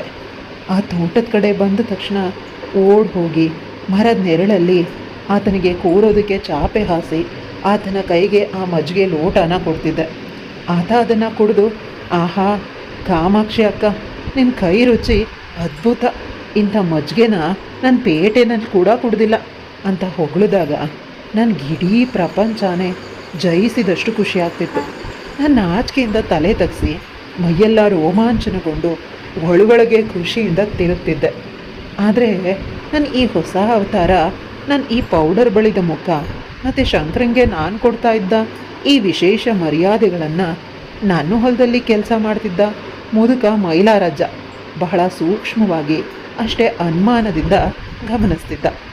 ಇಡೀ ಊರಿನ ಆಗು ಹೋಗುಗಳನ್ನು ಬಲ್ಲವ, ಬಹಳ ಪ್ರಾಕ್ಟಿಕಲ್ ಆದ ಮನುಷ್ಯ. ಒಂದಿನ ಮಧ್ಯಾಹ್ನ ಶಂಕರ ಮಜ್ಜಿಗೆ ಕುಡಿದು ಹೋದ ನಂತರ ಮೈಲಾರಜ್ಜ ತನ್ನ ಕೈಯಲ್ಲಿದ್ದ ಗುದ್ಲಿನ ಕೆಳಗಿಟ್ಟು ನನ್ನ ಬಳಿ ಬಂದು ಅತ್ಯಂತ ವ್ಯಂಗ್ಯವಾಗಿ ಮತ್ತು ಕಟುವಾಗಿ ಮಾತಾಡ್ದ. ಏನಮ್ಮ ಕಾಮಾಕ್ಷಿ, ಮಳೆಗಾಲ ಪೂರ್ತಿ ಮುಗಿದು ಹೋದ್ಮೇಲೆ ಈಗ ಹೊಸ ಛತ್ರಿ ಬಿಡಿಸಿದ್ರೆ ಏನಮ್ಮ ಲಾಭ? ನಿಮ್ಮ ಈ ಪೌಡರ್ ಬಳಿ ಮುಖ, ಈ ವಯ್ಯಾರ ನೋಡ್ತಾ ಇದ್ರೆ ನನಗೇನೋ ಅನುಮಾನ ಬರ್ತಾ ಇದೆ. ತಾಯಿ, ಆ ಪೇಟೆ ಹುಡುಗಂಗೆ ಊರಲ್ಲಿ ಬೇರೆ ಯಾವ ಕೆಲಸನೂ ಇಲ್ಲ, ಸುಮ್ಮನೆ ಟೈಮ್ ಪಾಸ್ ಮಾಡೋಕ್ಕೆ ನಿನ್ನ ಹೊಲದ ಕಡೆ ಬಂದು ಹೊಸಿ ಮಜ್ಜಿಗೆ ಕುಡಿದು ಹೋಗ್ತಾನೆ ಅಷ್ಟೆ. ಅವನ 2 ಬಣ್ಣದ ಮಾತಿಗೆ ಮರಳಾಗಿ ನಿನ್ನ ವಯಸ್ಸು, ನಿನ್ನ ಮರ್ಯಾದೆನೂ ಮಾರ್ತು ಪೆದ್ದಿ ಆಗಬೇಡ. ಹೊಲದ ಕಡೆ, ಮಣ್ಣಿನ ಕಡೆ ಗಮನ ಕೊಡು. ಹೊರದೋದ ನದಿಗೆ ಮತ್ತೆ ಅಣೆಕಟ್ಟು ಕಟ್ಟೋಕೆ ಆಗಲ್ಲ, ಹುಷಾರು ಅಂತ ಮುಖದ ಮೇಲೇ ಖಾರವಾಗಿ ಬೈದು ಬುದ್ಧಿ ಹೇಳ್ದ. ಗೆಳೆಯರೆ, ಮೈಲಾರಜ್ಜ ಹೇಳಿದ್ದು ಅಕ್ಷರ ಸಹ 100ಕ್ಕೆ 100 ಸತ್ಯ ಆಗಿತ್ತು. ಆದರೆ ವ್ಯಾಮೋಹದ ಕಣ್ಣಿಗೆ ಸತ್ಯದ ಬೆಳಕು ಯಾವತ್ತೂ ಕಾಣಿಸೋದಿಲ್ವಂತೆ. ಆ ಮುದುಕನ ಮಾತುಗಳು ನಂಗೆ ತೀರಾ ಕಹಿಯಾಗಿ ಕಂಡವು. ಆ ಮುದುಕಂಗೆ ವಯಸ್ಸಾಗಿದೆ, ನನ್ನ ಖುಷಿ, ನನ್ನ ಈ ಪ್ರೇಮ ಲೋಕ ಅವನಿಗೆ ಹೊಟ್ಟೆ ಕಿಚ್ಚು ತರಿಸ್ತಾ ಇದೆ ಅಂತ ನನ್ನ ಮನಸ್ಸಲ್ಲೇ ಆತನನ್ನು ಬೈದ್ಕೊಂಡೆ. ಆತನ ಬುದ್ಧಿ ಕಸದ ಬುಟ್ಟಿಗೆಸ್ತು ಮತ್ತೆ ಶಂಕರಣ್ಣನ ಬರುವಿಕೆಗಾಗಿ ಕಾಯೋ ಹುಚ್ಚು ಪ್ರೇಮಿಯಾಗಿ ಬದಲಾದೆ. 40ರ ವಯಸ್ಸಲ್ಲಿ ಯೋಗ ಕಳ್ಕೊಂಡ ಹೆಣ್ಣು ಒಬ್ಬಳು ಮಗನ ವಯಸ್ಸಿನ ಹುಡುಗನ ಮೇಲೆ ಆಸೆ ಇಟ್ಕೊಂಡಿದ್ದ ಈ ಪ್ರೀತಿ, ಪ್ರೇಮ ಮತ್ತು ಆಕರ್ಷಣೆ ಮುಂದಿನ ದಿನಗಳಲ್ಲಿ ನನ್ನನ್ನು ಎಂಥ ಭೀಕರವಾದ ಮತ್ಸರದ ಬೆಂಕಿಗೆ ತಳ್ಳಲಿದೆ ಮತ್ತು ನನ್ನನ್ನು ಹೇಗೆ ನಗೆಪಾಟಲಿಗೆ ಈಡು ಮಾಡಲಿದೆ ಅನ್ನೋದರ ಕನಿಷ್ಠ ಮುನ್ಸೂಚನೆಯು ನನ್ನ ಕುರುಡು ಮನಸ್ಸಿಗೆ ಇರಲಿಲ್ಲ. ಫ್ರೆಂಡ್ಸ್, ನನ್ನ ಶಂಕರ್ನ ಅವನಿಗೆ ಇಡೀ ಊರಲ್ಲಿ ನನ್ನನ್ನು ಬಿಟ್ಟರೆ ಬೇರೆ ಯಾರ ಮೇಲೂ ಆಕರ್ಷಣೆ ಇಲ್ಲ ಅನ್ನೋ ಅಹಂಕಾರದಲ್ಲಿ ಗಾಳಿನಲ್ಲಿ ತೇಲ್ತಾ ಇದ್ದೆ. ಪ್ರತಿದಿನ ಅವನ ಬರುವಿಕೆಗಾಗಿ ಕಾಯೋದು, ಅವನ ನೆನಪಲ್ಲೇ ರಾತ್ರಿ ಕಳೆಯೋದು ನನ್ನ ದಿನಚರಿ ಆಗೋಗಿತ್ತು. ಆದರೆ ನಾನು ಈ ಸುಂದರವಾದ ಕಲ್ಪನಾತೀತವಾದ ಪ್ರೇಮಲೋಕದ ಗೋಪುರಕ್ಕೆ ಇದ್ದಕ್ಕಿದ್ದಂತೆ ಯಾರೋ ಬಾಂಬ್ ಬಿಟ್ಟು ಸ್ಫೋಟಿಸಿದಂತಹ ಘಟನೆಯೊಂದು ನಡೆದು ಹೋಯಿತು. ನನ್ನೆಲ್ಲ ಕಷ್ಟ ಸುಖಗಳನ್ನು ಹಂಚ್ಕೊಳ್ತಾ ಇದ್ದ ನನ್ನ ಏಕೈಕ ಗೆಳತಿ ಪಾರ್ವತಿಯ ಮನೆಗೆ ಅವಳ ಸ್ವಂತ ತಂಗಿ ಮಗಳು ನಂದಿನಿ ಪೇಟೆಯಿಂದ ಬೇಸಿಗೆ ರಜೆಗೆ ಅಂತ ನಮ್ಮ ಹಳ್ಳಿಗೆ ಬಂದಳು. ನಂದಿನಿಯ ಆಗಮನ ನನ್ನ ಬದುಕಿನಲ್ಲಿ ಅಕ್ಷರಶಃ ಒಂದು ಭೀಕರ ಚಂಡಮಾರುತವನ್ನೇ ಸೃಷ್ಟಿ ಮಾಡಿತ್ತು. ನಂದಿನಿಗೆ ಕೇವಲ 20 ವರ್ಷ ವಯಸ್ಸು. ಅಪ್ಪಟ ಪೇಟೆನಲ್ಲಿ ಬೆಳೆದ ಮಾಡ್ರನ್ ಸಂಸ್ಕೃತಿನಲ್ಲಿ ಅರಳಿದ ಹುಡುಗಿ. ನೋಡೋದಕ್ಕೆ ಅಪ್ಸರೆ ಅಂತ ಇದ್ಲು. ಬಿಳಿಯಾದ ಮೈಬಣ್ಣ, ಸದಾ ಮುಖದಲ್ಲಿ ಒಂದು ತುಂಟ ನಗು, ಗಾಳಿಗಾರೋ ಆಕೆ ಉದ್ದನೆಯ ಬಿಟ್ಟು ಕೂದಲು ಮತ್ತು ಆಕೆ ಧರಿಸ್ತಾ ಇದ್ದ ಆ ಮಾಡ್ರನ್ ಚೂಡಿದಾರ್ ಬಟ್ಟೆಗಳು ಇಡೀ ಊರಿನ ಯುವಕರ ಕಣ್ಣನ್ನು ಸೆಳೆಯುವಂತಿತ್ತು. ಆಕೆ ಊರಿಗೆ ಕಾಲಿಟ್ಟ ಮರುದಿನವೇ ಈ ವಿಚಾರ ಶಂಕರನ ಕಿವಿಗೂ ತಲುಪಿತ್ತು. ಅಲ್ಲಿವರೆಗೆ ಊರಲ್ಲಿ ಕೇವಲ ನನ್ನ ಹೊಲ, ನನ್ನ ಮನೆ ಅಂತಿದ್ದ ಶಂಕರನ ದಾರಿ, ದಿಕ್ಕು, ದೃಷ್ಟಿ ಎಲ್ಲನೂ ಒಂದೇ ರಾತ್ರಿನಲ್ಲಿ ಸಂಪೂರ್ಣವಾಗಿ ಬದಲಾಗೋಯಿತು. ಊರಲ್ಲಿ ತನ್ನ ವಯಸ್ಸಿನ, ಅದು ಪೇಟೆಯಿಂದ ಬಂದ ಸುಂದರ ಯುವತಿ ಇದ್ದಾಳೆ ಅಂತ ತಿಳಿದ ತಕ್ಷಣ ಶಂಕರನ ಅಸಲಿ ಬಣ್ಣ ಬಯಲಾಗೋದಕ್ಕೆ ಶುರುವಾಯಿತು. ಅಂದಿನಿಂದ ಶಂಕರ ನನ್ನ ಮನೆ ಕಡೆ ಬರೋದನ್ನು, ನನ್ನ ಜೊತೆ ಕಟ್ಟೆ ಮೇಲೆ ಕೂತು ಮಾತಾಡೋದನ್ನು ಸಂಪೂರ್ಣವಾಗಿ ನಿಲ್ಲಿಸ್ಬಿಟ್ಟ. ಆತನ ಬೈಕ್ ಸದಾ ಪಾರ್ವತಿ ಮನೆ ಮುಂದೆ ಗಿರ್ಕಿ ಹೊಡೆಯೋದಕ್ಕೆ ಶುರು ಮಾಡಿತ್ತು. ನಂದಿನಿ ಯಾವಾಗ ಮನೆಯಿಂದ ಹೊರ ಬರ್ತಾಳೆ ಅಂತ ಕಾಯೋದು, ಆಕೆನ ನೋಡಿ ಸ್ಟೈಲಾಗಿ ನಗೋದು ಮತ್ತು ಆಕೆ ಜೊತೆ ಪೇಟೆಯ ಭಾಷೆಯಲ್ಲಿ ಕಾಲೇಜಿನ ವಿಚಾರಗಳ ಬಗ್ಗೆ ಮಾತಾಡೋದೆ ಆತನ ಇಡೀ ದಿನದ ಕಾಯಕವಾಗೋಯಿತು. ಒಂದಿನ ಮಧ್ಯಾಹ್ನ ನಂದಿನಿ ತನ್ನ ದೊಡ್ಡಮ್ಮ ಪಾರ್ವತಿ ಜೊತೆ ನಮ್ಮ ಹೊಲದ ಪಕ್ಕದ ದಾರಿಯಲ್ಲೇ ನಡ್ಕೊಂಡು ಬರ್ತಿದ್ಲು. ಅವಳು ಹಿಂದೆ ಹಿಂದೆ ಶಂಕರ ಕೂಡ ನಗ್ತಾ ಅವಳ ಜೊತೆ ಏನೋ ತಮಾಷೆ ಮಾಡ್ತಾ ಜೋರಾಗಿ ನಗ್ತಾ ಬರ್ತಿದ್ದ. ಆಗ ನಂದಿನಿ ಕೂಡ ಶಂಕರನ ಮಾತಿಗೆ ನಾಚ್ಕೊಳ್ತಾ ಮುಖ ಕೆಂಪಗಾಗಿಸ್ಕೊಂಡು ನಗ್ತಿದ್ಲು. ಅವರಿಬ್ಬರನ್ನ ಒಟ್ಟಿಗೆ ಅಷ್ಟು ಕ್ಲೋಸಾಗಿ ನೋಡಿದ ತಕ್ಷಣ ನನ್ನ ಎದೆಯೊಳಗೆ ಉರಿಯೋ ಕೆಂಡಾನೇ ಸುರಿದಂತಾಯಿತು. ನನ್ನ ಕರುಳು ಅಕ್ಷರಶಃ ಸುಟ್ಟು ಕರುಕಲಾಗೋಗಿತ್ತು. ಹೆಣ್ಣಿಗೆ ತನ್ನ ವಯಸ್ಸಿನ ಅರಿವಾದಾಗ ತನ್ನ ಮುಂದೆ ಕನಿಷ್ಠದ ವ್ಯಕ್ತಿ ಮತ್ತೊಬ್ಬ ಸುಂದರ ಎಳೆಯ ಯುವತಿಯೊಂದಿಗೆ ಸಲಿಗೆಯಿಂದ ಇದ್ದಾಗ ಹುಟ್ಟೋ ಮತ್ಸರ ಅಂದರೆ ಹೊಟ್ಟೆ ಕಿಚ್ಚು, ಜಗತ್ತಿನ ಅತ್ಯಂತ ಅಪಾಯಕಾರಿ ಭಾವನೆ. ನನ್ನೊಳಗೆ ಆಗ ಆ ಮತ್ಸರ ಅಗ್ನಿ ಪರ್ವತದಂತೆ ಸಿಡಿತಿತ್ತು. ಇಷ್ಟು ದಿನ ನನ್ನ ಮಜ್ಜಿಗೆ ಕುಡಿದು ನನ್ನನ್ನು ಹೊಗಳುತ್ತಿದ್ದವನು ಈಗ ಆ 21ರ ಹರೆಯದ ಹುಡುಗಿಯ ಬೆನ್ನೇರು ಹೋಗಿದಾನಲ್ಲ ಅನ್ನೋ ಆಕ್ರೋಶ ನನ್ನನ್ನು ಹುಚ್ಚಿಯನ್ನಾಗಿಸಿತ್ತು. ಅವಳ ಆ ಯೌವನ, ಅವಳ ಸೌಂದರ್ಯ, ಅವಳ ನಗು ಎಲ್ಲವೂ ನನ್ನ ಕಣ್ಣಿಗೆ ಕಟ್ಟ ಶತ್ರುವಿನಂತೆ ಕಾಣಿಸ್ತಿತ್ತು. ನನ್ನ ಮನಸ್ಸೊಳಗೆ ಆ ಮುಗ್ಧ ಹುಡುಗಿ ನಂದಿನಿನ ನನ್ನ ಬದ್ಧ ವೈರಿಯನ್ನಾಗಿ ಪರಿವರ್ತಿಸ್ಕೊಂಡಿದ್ದೆ. ಆ ಮತ್ಸರ ಎಷ್ಟರ ಮಟ್ಟಿಗಿತ್ತು ಅಂದರೆ ನನ್ನ ಬುದ್ಧಿ ಸಂಪೂರ್ಣವಾಗಿ ಭ್ರಮಣೆಯಾಗೋಗಿ ನಾನು ಅತ್ಯಂತ ನೀಚ ಮತ್ತು ಸಣ್ಣತನದ ಕೆಲಸಗಳನ್ನು ಮಾಡೋದಕ್ಕೆ ಶುರು ಮಾಡಿದ್ದೆ.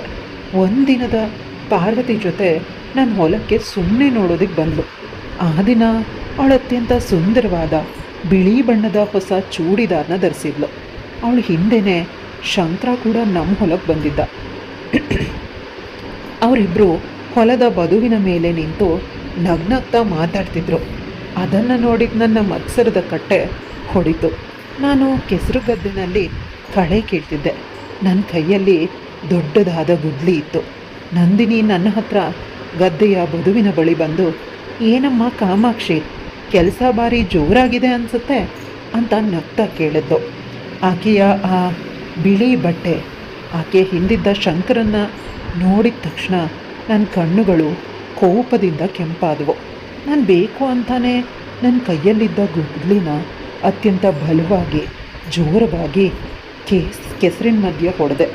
ಆ ಗುದ್ಲಿಲಿ ಏಟಿಗೆ ಕೆಸರು ಮತ್ತು ಮಣ್ಣಿನ ನೀರು ಭಾರಿ ಜೋರಾಗಿ ಸಿಡಿದು ನೇರವಾಗಿ ನಂದಿನಿಯ ಆ ಸುಂದರವಾದ ಬೆಳ್ಳಗಿನ ಬಟ್ಟೆ ಮೇಲೆ ಆಕೆ ಮುಖದ ಮೇಲೆ ಬಿತ್ತು. ಅವಳು ಅಮ್ಮ ಅಂತ ಗಾಬರಿಯಿಂದ ಕಿರಿಸ್ಕೊಂಡು ಹಿಂದೆ ಸರಿದ್ಲು. ಶಂಕರ ಕೂಡ ಶಾಕ್ ಆಗಿ ನನ್ನ ಕಡೆ ನೋಡ್ದ.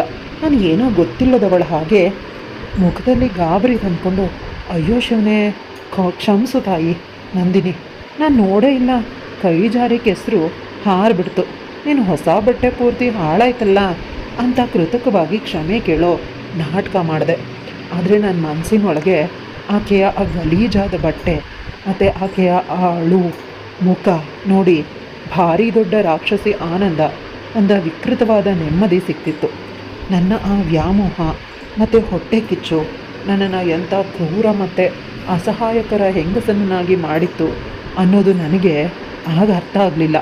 ಆದರೆ ಈ ಮತ್ಸರ ಮತ್ತು ಭ್ರಮೆ ಮುಂದಿನ ದಿನಗಳಲ್ಲಿ ಎಂಥ ಭೀಕರವಾದ ಮುಖಕ್ಕೆ ಬಡಿದಂತಹ ಕಾಮಿಡಿ ರಿಯಾಲಿಟಿ ಚೆಕ್ ಕೊಡಲಿದೆ ಅನ್ನೋದು ಕಥೆಯ ಅತ್ಯಂತ ರೋಚಕ ತಿರುವಾಗಿತ್ತು.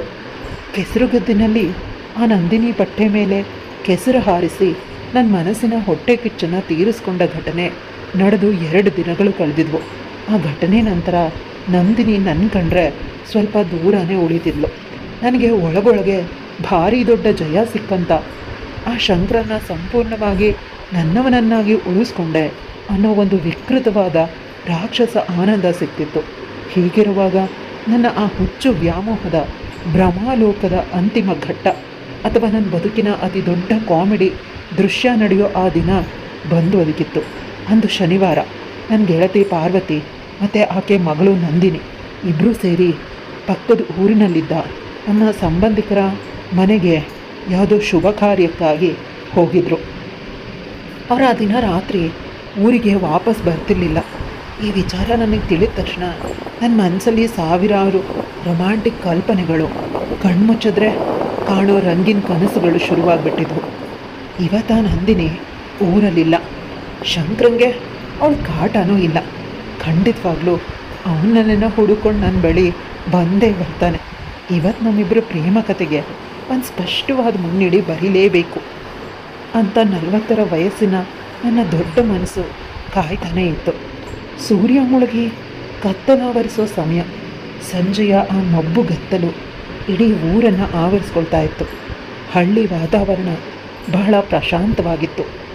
ಕೇವಲ ಗೊಬ್ಬರ ಹುಳುಗಳ ಸದ್ದು ಮತ್ತು ಆಗಾಗ ಕೂಗೋ ಗೂಬೆ ಸದ್ದು ಮಾತ್ರನೇ ಕೇಳಿಸ್ತಿತ್ತು. ನಾನು ಬೆಳಗ್ಗೆ ಹೊಲಕ್ಕೆ ಹೋಗಿ ಬಂದಿದ್ದರೂ ಸುಸ್ತನ್ನು ಲೆಕ್ಕಿಸದೆ ಸ್ನಾನ ಮಾಡಿ ನನ್ನಲ್ಲಿದ್ದ ಅತ್ಯಂತ ಉತ್ತಮವಾದ ಬಿಳಿ ಸೀರೆನ ನೀಟಾಗಿ ಉಟ್ಕೊಂಡೆ. ಮುಖಕ್ಕೆ ಎಂದಿನಂತೆ ವಿಪರೀತ ಪೌಡರ್ ಬಳ್ಕೊಂಡು ತಲೆಗೆ ಮಲ್ಲಿಗೆ ಹೂವಿನ ಎಣ್ಣೆ ಹಚ್ಚಿ ನಾನೊಬ್ಬಳು ಹೊಸದಾಗಿ ಮದುವೆ ಆಗೋದಕ್ಕೆ ಕಾಯ್ತಾ ಇರೋ 16ರ ಯುವತಿಯಂತೆ ಸಿಂಗಾರ ಮಾಡಿಕೊಂಡು ಮನೆ ಜಗಲಿ ಮೇಲೆ ಬಂದು ಕೂತ್ಕೊಂಡೆ. ನನ್ನ ಕಣ್ಣುಗಳು ಎದುರೆ ಮನೆ ಶಂಕರನ ಬಾಗಿಲನ್ನೇ ನೋಡ್ತಿದ್ವು. ಎದೆ ಡವಡವ ಅಂತ ಹೊಡ್ಕೊಳ್ತಿತ್ತು. ಇವತ್ತವನು ಬಂದರೆ ಈ ಸಮಾಜ, ಸಂಪ್ರದಾಯ, ವಿಧವೆ ಅನ್ನೋ ಪಟ್ಟ ಎಲ್ಲನೂ ಹೊಡೆದಾಕಿ ಅವನ ತೋಳಲ್ಲೇ ಕರಗಿ ಹೋಗಬೇಕು. ನನ್ನ ಒಂಟಿತನಕ್ಕೆ ಇವತ್ತೇ ಕೊನೆ ದಿನ ಅಂತ ಕಾಯ್ತಿದ್ದೆ. ನಾನು ಕಾಯ್ತಾ ಇದ್ದಂತೆ ನನ್ನ ಎದೆ ಬಡಿತನ 100 ಪಟ್ಟು ಹೆಚ್ಚಿಸುವಂತೆ ಇದು ಮನೆಯಿಂದ ಶಂಕರ ಹೊರಬಂದ. ಆತ ನೇರವಾಗಿ ನನ್ನ ಮನೆ ಕಡೆಗೆ ಹೆಜ್ಜೆ ಹಾಕ್ತಿದ್ದ. ಆತನ ಮುಖದಲ್ಲಿ ಇಂದಿನ ಆ ತುಂಟ ನಗು ಇರಲಿಲ್ಲ. ಬದಲಾಗಿ ಏನೋ ಒಂದು ದೊಡ್ಡ ವಿಚಾರನ ಹೇಳೋದಕ್ಕೆ ಬಂದವನಂತೆ ಭಾರಿ ಗಂಭೀರವಾಗಿದ್ದ. ಸ್ವಲ್ಪ ನಡುಗ್ತಿದ್ದಂತೆ ಕಾಣಿಸ್ತಿತ್ತು. ಆತನ ಆ ನಡಿಗೆ, ಆ ಮಗು ಕತ್ತಲು ಮತ್ತು ಆತನ ಆ ಗಂಭೀರ ಮುಖ ನೋಡಿ ನನ್ನ ಮನಸ್ಸಲ್ಲಿ ಖಾತ್ರಿ ಆಗೋಯ್ತು. ಹೌದು, ಇವತ್ತು ಶಂಕರ ತನ್ನ ಪ್ರೀತಿನ ನನ್ನ ಮುಂದೆ ಹೇಳ್ಕೊಳ್ಳೋದಕ್ಕೆ ಬಂದಿದ್ದಾನೆ. ನಂದಿನಿ ಕೇವಲ ಒಂದು ಆಕರ್ಷಣೆ, ಆದರೆ ನಾನೇ ಅವನ ಅಸಲಿ. ನಮ್ಮಿಬ್ಬರ ನಡುವೆ ಕೇವಲ ಒಂದು ಅಡಿ ಅಂತರ. ಆತನ ಮೈಯಿಂದ ಬರ್ತಾ ಇದ್ದ ಪೇಟೆಯ ಪರ್ಫ್ಯೂಮ್ ವಾಸನೆ ನನ್ನ ಉಸಿರನ್ನೇ ಬಿಗಿಗೊಳಿಸ್ಬಿಟ್ಟಿತ್ತು. ಇಬ್ಬರ ನಡುವೆ ಭಾರಿ ದೊಡ್ಡ ಮೌನ. ಆ ಮೌನನ ಸೀಳ್ಕೊಂಡು ಶಂಕರ ತನ್ನ ಬಲಗೈಯನ್ನು ಚಾಚಿ ನನ್ನ ನಡುಗ್ತಾ ಇದ್ದ ಕೈನ ಅತ್ಯಂತ ಮೃದುವಾಗಿ ತನ್ನೆರಡೂ ಕೈಯೊಳಗೆ ತಗೊಂಡು ಭದ್ರವಾಗಿ ಹಿಡ್ಕೊಂಡ. ಯಪ್ಪ, 15 ವರ್ಷಗಳ ನಂತರ ಒಬ್ಬ ಗಂಡಸು ನನ್ನ ಕೈಯನ್ನು ಅಷ್ಟು ಪ್ರೀತಿಯಿಂದ ಹಿಡಿದಾಗ ನನ್ನ ಇಡೀ ದೇಹದಲ್ಲಿ 1000 ವೋಲ್ಟ್ ಕರೆಂಟ್ ಶಾಕ್ ಹೊಡೆದಾಗಾಯಿತು. ನನ್ನ ಮೈಯೆಲ್ಲ ಜುಮ್ ಅಂತು. ನನ್ನ ಕಣ್ಣುಗಳು ಆನಂದ ಬಾಷ್ಪದಿಂದ ಒದ್ದೆ ಆಗೋದಕ್ಕೆ ಶುರುವಾದವು. ಆತ ನನ್ನ ಕಣ್ಣಲ್ಲಿ ಕಣ್ಣಿಟ್ಟು ಅತ್ಯಂತ ಆಪ್ತವಾದ ಧ್ವನಿನಲ್ಲಿ, ಕಾಮಾಕ್ಷಿ, ನಾನಿನ ಹತ್ರ ಒಂದು ಬಾರಿ ಮುಖ್ಯವಾದ ನನ್ನ ಲೈಫಿಗೆ ಸಂಬಂಧಪಟ್ಟ ವಿಷಯ ಹೇಳಬೇಕು ಅಂತ ಬಂದಿದ್ದೀನಿ. ಇಷ್ಟು ದಿನ ಹೇಳೋಕೆ ಸ್ವಲ್ಪ ಭಯ ಆಗ್ತಿತ್ತು, ಆದರೆ ಇವತ್ತು ಹೇಳಲೇಬೇಕು ಅಂತ ಅನ್ನಿಸ್ತು ಅಂದ. ಆತನ ಆ ಮಾತನ್ನು ಕೇಳಿ ಈ ಸಮಾಜದ ಕಟ್ಟುಪಾಡುಗಳು, ನನ್ನ ವಯಸ್ಸು ಎಲ್ಲವೂ ನನಗೆ ಮರೆತು ಹೋಯಿತು. ಇವತ್ತು ನನ್ನ ಪ್ರಾಣ ಕೇಳಿದ್ರೂ ಕೊಟ್ಟು ಬಿಡ್ತೀನಿ ಅನ್ನೋ ಹುಚ್ಚು ವ್ಯಾಮೋಹದಲ್ಲಿ ನಾಚಿಕೆಯಿಂದ ತಲೆ ತಗ್ಗಿಸಿ ನನ್ನ ಕೈಯನ್ನು ಆತನ ಕೈಯೊಳಗೆ ಮತ್ತಷ್ಟು ಭದ್ರವಾಗಿಸ್ಕೊಂಡು ಅತ್ಯಂತ ಮೃದುವಾದ ಧ್ವನಿಯಲ್ಲಿ, ಶಂಕರ, ನಿನ್ನ ಮನಸ್ಸಲ್ಲಿ ಏನಿದೆ ಅಂತ ನಂಗೆ ಗೊತ್ತು. ಮುಚ್ಚು ಮರೆ ಮಾಡಿದೆ ನಿನ್ನ ಆಸೆನ ಹೇಳು ಅಂದೆ. ಆಗ ಶಂಕರ ಒಂದು ದೀರ್ಘವಾದ ನಿಟ್ಟುಸಿರು ಬಿಟ್ಟು ತನ್ನ ಮುಖನ ಅರಳಿಸಿ ಹೇಳ್ದ, ನಿಜ ಹೇಳ್ತೀನಿ ಕೇಳು ಕಾಮಾಕ್ಷಿ. ನಿನ್ನ ಹತ್ರ ಮಾತಾಡ್ತಾ ಇದ್ರೆ, ನಿನ್ನ ಕಾಳಜಿ ನೋಡ್ತಾ ಇದ್ರೆ ನನಗೆ ನಮ್ಮ ಊರಲ್ಲಿರೋ ನಮ್ಮ ದೊಡ್ಡಮ್ಮನ ಫೀಲ್ ಬರುತ್ತೆ ಕಣೆ. ನೀನು ಅಕ್ಷರ ಸಹ ನನ್ನ ದೊಡ್ಡಮ್ಮನ ಹಾಗೇ ಪ್ರೀತಿ ಮಾಡ್ತೀಯ. ಆ್ಯಕ್ಚುಲಿ ವಿಷಯ ಏನಪ್ಪ ಅಂದರೆ, ನನಗೂ ಆ ನಂದಿನಿಗೂ ಸಿಕ್ಕಾಪಟ್ಟೆ ಲವ್ ಆಗೋಗಿದೆ. ನಾವಿಬ್ಬರು ಮದುವೆ ಆಗಬೇಕು ಅಂತ ಡಿಸೈಡೂ ಮಾಡಿದ್ದೀವಿ.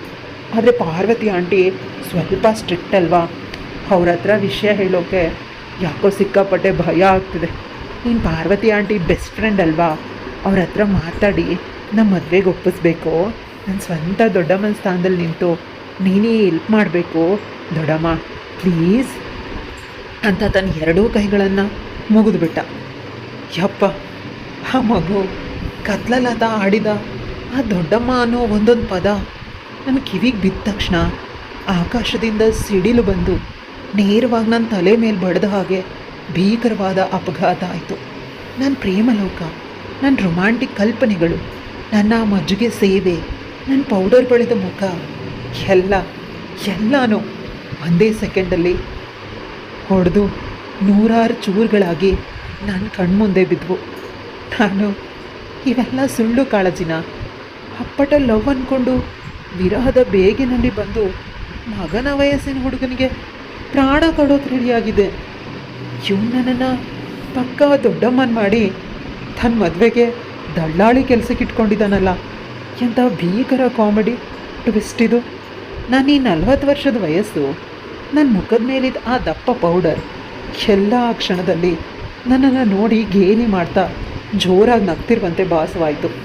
ಆ ಕತ್ತಲಲ್ಲಿ ಆತನ ಕೈಯಲ್ಲಿದ್ದ ನನ್ನ ಕೈ ಅಕ್ಷರ ಸಹ ಮರಗಟ್ಟಿ ಜೀವ ಇಲ್ಲದ ಕಟ್ಟಿಗೆ ತುಂಡಂತೆ ಆಗೋಗಿತ್ತು. ನನ್ನ ಇಡೀ ಜೀವನದಲ್ಲಿ ಅತಿ ದೊಡ್ಡ ಮುಖಭಂಗ, ಅತಿ ದೊಡ್ಡ ಕಾಮಿಡಿ ರಿಯಾಲಿಟಿ ಚೆಕ್ ಅದಾಗಿತ್ತು. ಆ ಕ್ಷಣದಲ್ಲಿ ಆ ದೊಡ್ಡಮ್ಮ ಅನ್ನೋ ಪದ ನನ್ನ ಕಿವಿಗೆ ಬಿದ್ದ ತಕ್ಷಣ ನನ್ನ ತಲೆಯಲ್ಲಿದ್ದ ಆ ಹುಚ್ಚು ವ್ಯಾಮೋಹ, ಮತ್ಸರ ಮತ್ತು ಪ್ರಮೇಯ ಇದೆಲ್ಲ ಫಟಾಫಟ್ ಅಂತ ಬಿಟ್ಟು ಹೋಯಿತು. ನಾನು ಗಳೋದು, ಗೋಳಾಡೋದು ಅಥವಾ ನನ್ನ ದಟ್ಟತನ ನೆನ್ಕೊಂಡು ನಗೋದ ಒಂದೂ ತಿಳಿಯದಂಥ ಪರಿಸ್ಥಿತಿ ನಿರ್ಮಾಣ ಆಗಿತ್ತು. ಆದರೆ ಆಶ್ಚರ್ಯ ಏನು ಅಂದರೆ, ನನಗೆ ನನ್ನ ಬಗ್ಗೆ ಯಾವುದೇ ಪಾಪ ಪ್ರಜ್ಞೆ ಕಾಡಲೇ ಇಲ್ಲ. ಬದಲಿಗೆ ನನ್ನ ಬುದ್ಧಿಹೀನತೆನ, ನನ್ನ ಆ ಕಾಮಿಡಿ ಅವತಾರನ ನೆನೆಸ್ಕೊಂಡು ಒಳಗೊಳಗೆ ಸಿಕ್ಕಾಪಟ್ಟೆ ನಗು ಬರೋದಕ್ಕೆ ಶುರುವಾಯಿತು. ಅಲ್ಲ, 40 ವರ್ಷದ ದಪ್ಪನೆಯ ಮೈಯೆಲ್ಲ ಸುಕ್ಕುಗಟ್ಟಿರೋ ಹೆಂಗಸು ನಾನು. ಕೇವಲ 15 ದಿನಗಳಿಂದ ಮಜ್ಜಿಗೆ ಕೊಟ್ಟ ತಕ್ಷಣ 25 ವರ್ಷದ ಆಳೆತ್ತರದ ಪೇಟೆ ಹುಡುಗನ್ನ ನಾನು ಲವ್ ಮಾಡ್ತಾನೆ ಅಂತ ಕನಸು ಕಣ್ಣಲ್ಲ. ನಾನೆಂಥ ದಡ್ಡಿ ತೆದ್ದಿ ನಾನು. ನನ್ನ ಮುಖ ನೋಡಿ ಅವನು ನಂಗೆ ಮದುವೆ ಪ್ರಪೋಸ್ ಮಾಡ್ತಾನೆ ಅಂತ ಕಾಯ್ತಿದ್ನ. ಆದರೆ ಅವನು ತನ್ನ ಮದುವೆಗೆ ನನ್ನನ್ನೇ ದಳ್ಳಾಳಿ ಮಾಡ್ಕೊಂಡಲ್ಲ ಅಂತ ನನಗೆ ನನ್ನ ಮೇಲೆ ಕರುಣೆ ಮತ್ತು ನಗು ಒಟ್ಟೊಟ್ಟಿಗೆ ಬಂದ್ಬಿಡ್ತು. ಒಂಟಿತನ ಕಾಡ್ತಾ ಇದೆ ಅನ್ನೋ ಒಂದೇ ಕಾರಣಕ್ಕೆ ಮಗನ ವಯಸ್ಸಿನ ಹುಡುಗನ ಮೇಲೆ ಲವ್ ಅಂದ್ಕೊಂಡು ಗಾಳಿನಲ್ಲಿ ತೇಲಿದ್ದು ನನ್ನ ಜೀವದ ಅತಿ ದೊಡ್ಡ ಜೋಕ್ ಅನ್ನೋ ಪ್ರಾಕ್ಟಿಕಲ್ ರಿಯಾಲಿಟಿ ನಂಗೆ ಸಂಪೂರ್ಣವಾಗಿ ಅರ್ಥ ಆಗೋಯ್ತು. ನನ್ನ ತಕ್ಷಣ ಅವನು ಹಿಡ್ಕೊಂಡಿದ್ದ ನನ್ನ ಕೈಯನ್ನು ಅತ್ಯಂತ ವೇಗವಾಗಿ ಸಿಡಕಿನಿಂದ ಬಿಡಿಸ್ಕೊಂಡೆ. ನನ್ನ ಸೀರಿಯಲ್ ಸೆರಗನ್ನು ಭದ್ರವಾಗಿ ಸರಿಪಡಿಸ್ಕೊಂಡು ಮುಖದಲ್ಲಿದ್ದ ಆ ನಕಲಿ ಪ್ರೇಮದ ಭಾವನೆನ ಅಳಿಸಾಕಿ ಒಬ್ಬಳು 40 ವರ್ಷದ ಅನುಭವಿ ಹಳ್ಳಿ ಹೆಂಗಸಿನ ಗಾಂಭರ್ಯನ, ರೌದ್ರಾರತ್ತಾರನ್ನು ಮುಖಕ್ಕೆ ತಂದ್ಕೊಂಡೆ. ಅವನ ಕಣ್ಣಲ್ಲಿ ಕಣ್ಣಿಟ್ಟು ಅತ್ಯಂತ ಖಡಕ್ಕಾಗಿ ಸ್ವಲ್ಪ ವ್ಯಂಗ್ಯವಾಗಿ ತರಾಟೆಗೆ ತಗೊಂಡೆ. ಏನಪ್ಪ ಶಂಕರ, ಇದು ಯಾವ ಸೀಮೆ ಮರ್ಯಾದೆ ನಿಂದು? ಮಾತಾಡಿದ್ರೆ ದೊಡಮ್ಮ ಅಂತ ಭಕ್ತಿ ತೋರಿಸ್ತೀಯ, ಆದರೆ ಮಾತಾಡ್ಸೋವಾಗ ಮಾತ್ರ ಕಾಮಾಕ್ಷಿ ಅಂತ ನನ್ನ ಹೆಸರಿಡದೆ ಕರಿತೀಯ, ಅದು ಏಕವಚನದಲ್ಲಿ ಕರಿತೀಯ. ನಿನಗೆ ಮರ್ಯಾದೆ ಕೊಡೋದು ಯಾರು ಹೇಳಿಕೊಟ್ರು?